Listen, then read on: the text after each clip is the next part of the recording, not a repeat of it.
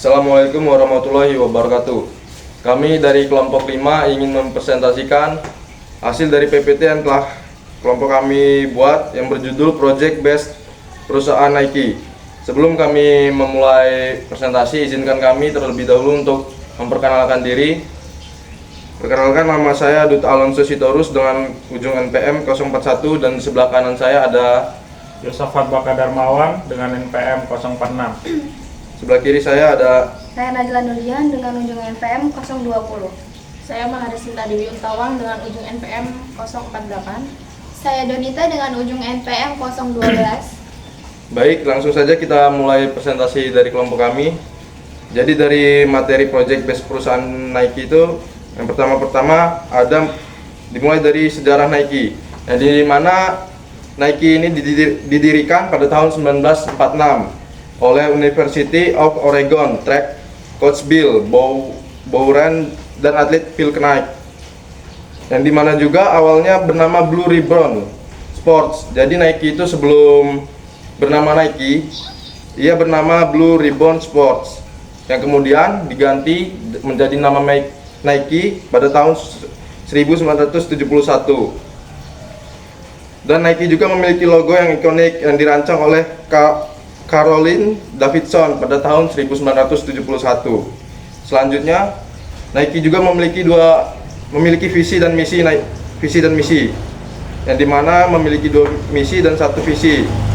Misi yang pertama meningkatkan kinerja dan menginspirasi inovasi setiap hari, yang dimana ini menunjukkan sebuah perusahaan yang komitmen terhadap budaya perbaikan berkelanjutan, yang dimana juga perusahaan tidak hanya fokus pada produksi, tetapi juga pada pengembangan proses produk dan ide-ide baru. Yang kedua, ada memproduksi sepatu yang berkualitas tinggi dengan harga dan mutu yang kompetitif. Terus yang terakhir ada visi yang dimukakan oleh Nike, yaitu menjadi perusahaan olahraga terbesar di dunia, bukan hanya sebagai merek pakaian olahraga, tetapi juga sebagai fasilitator potensi manusia. Baik, sekian dari presentasi yang saya sampaikan. Selanjutnya akan dilanjutkan oleh Saudari Najla. Baik, selanjutnya materi tentang strategi bisnis Nike. Yang pertama ada fokus pada inovasi dan kualitas produk. Inovasi dan kualitas Nike selalu menciptakan produk baru dengan teknologi canggih agar lebih nyaman dan berkualitas tinggi. Yang kedua ada mengembangkan merek yang kuat dan ikonik. Merek kuat Nike ini membangun citra yang ikonik dengan logo khas dan dukungan dari atlet terkenal. Yang ketiga ada meningkatkan penjualan melalui saluran digital dan fisik. Penjualan online dan toko. Nike menjual produknya melalui toko fisik dan platform digital untuk menjangkau lebih banyak pelanggan. Yang terakhir ada mengembangkan strategi pemasaran yang efektif. Pemasaran efektif, Nike menggunakan iklan menarik, sponsor olahraga, dan media sosial untuk menarik perhatian pelanggan. Selanjutnya ada contoh produk Nike. Yang pertama ada sepatu lari Air Jordan, yang kedua ada pakaian olahraga Dri Fit, dan yang terakhir ada aksesori olahraga seperti topi dan kacamata. Materi selanjutnya akan dilanjutkan oleh Yosafat. Baik, saya akan menjelaskan strategi pemasaran Nike. Yang pertama, menggunakan media sosial untuk mempromosikan produk. Contohnya seperti Instagram, Twitter, YouTube, atau TikTok untuk menjangkau audiens yang lebih luas. Lalu contoh yang kedua, mengadakan kampanye iklan yang efektif. Dengan cara ini, dengan meluncurkan kampanye iklan yang berfokus pada inspirasi, pemberdayaan dan penciptaan pribadi, seringkali dengan pemasaran yang kuat dan visual yang menarik. Lalu contoh yang ketiga, mengembangkan kerja sama dengan atlet dan selebriti. Dengan menjalin kemitraan dengan atlet dan top dunia untuk meningkatkan kredibilitas dan daya tarik produk, misalnya melalui kolaborasi seperti Michael Jordan atau Serena Williams. Lalu contoh yang keempat, mengadakan acara olahraga dan promosi produk. Selanjutnya, saya akan menjelaskan contoh kampanye iklan. Yang pertama ada kampanye Just Do It.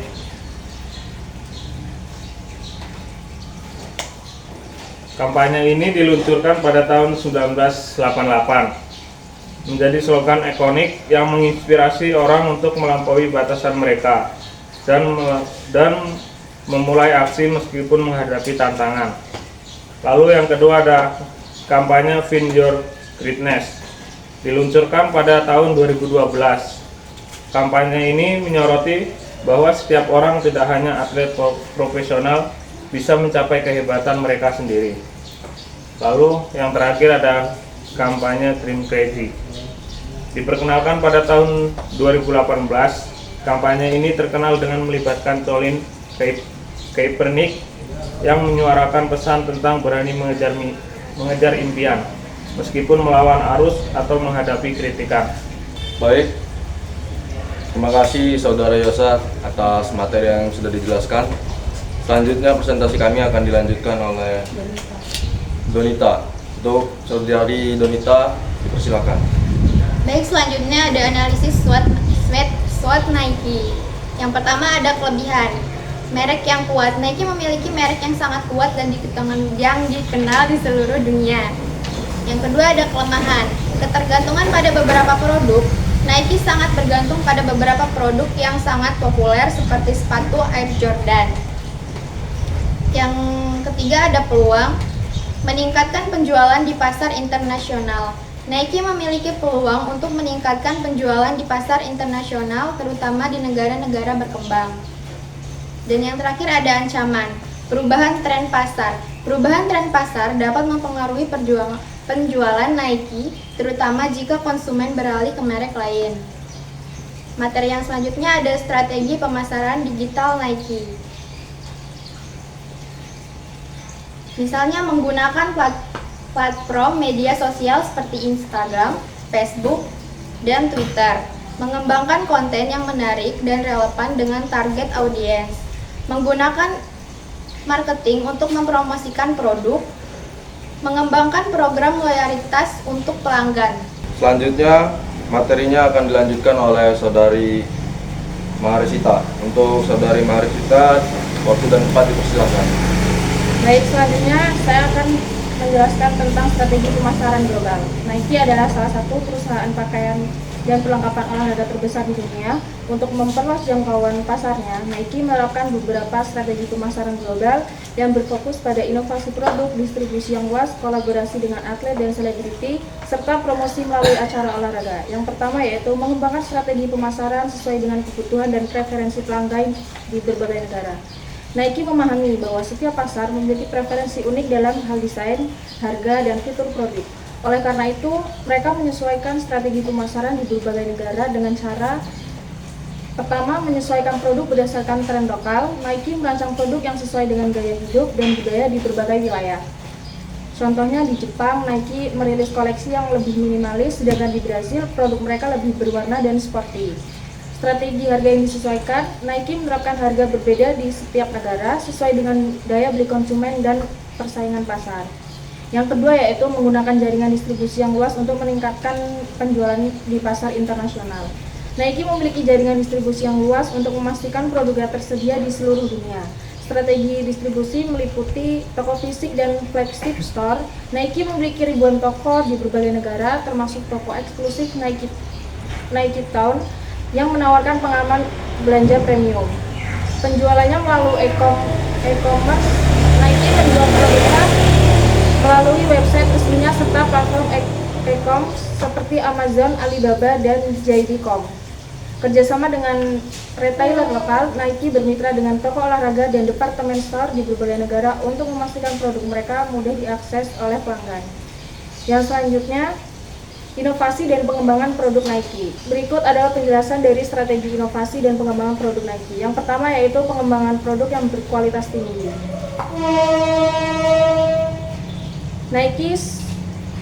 Nike selalu berfokus pada produksi barang dan standar kualitas tinggi untuk memenuhi kebutuhan atlet profesional maupun konsumen umum. Strategi mereka dalam menjaga kualitas produk meliputi material premium. Nike menggunakan bahan berkualitas tinggi seperti Flyknit untuk memberikan kenyamanan dan daya tahan lebih baik. Yang kedua yaitu menggunakan teknologi canggih untuk meningkatkan kinerja produk. Nike dikenal sebagai pelopor dalam menerapkan teknologi inovatif untuk meningkatkan performa pengguna. Yang pertama yaitu contohnya Nike Air Technology, bantalan udara di dalam sepatu yang meningkatkan kenyamanan dan daya lompat bagi atlet. Yang kedua yaitu Flyknit Technology, material rajutan ringan yang memberikan fleksibilitas dan ventilasi lebih baik. Kesimpulan dari materi yang kami bawa yaitu Nike sampai saat ini terus berinovasi dalam menciptakan produk berkualitas tinggi dengan teknologi canggih, pendekatan ramah lingkungan, dan investasi dalam riset serta pengembangan. Strategi ini memastikan Nike tetap menjadi pemimpin dalam industri perlengkapan olahraga global. Baik, terima kasih Saudari Marisita. Sekian dari presentasi yang telah kami sampaikan. Mohon maaf jika ada kekurangan dan kesalahan. Sekian dan terima kasih. Wassalamualaikum warahmatullahi wabarakatuh.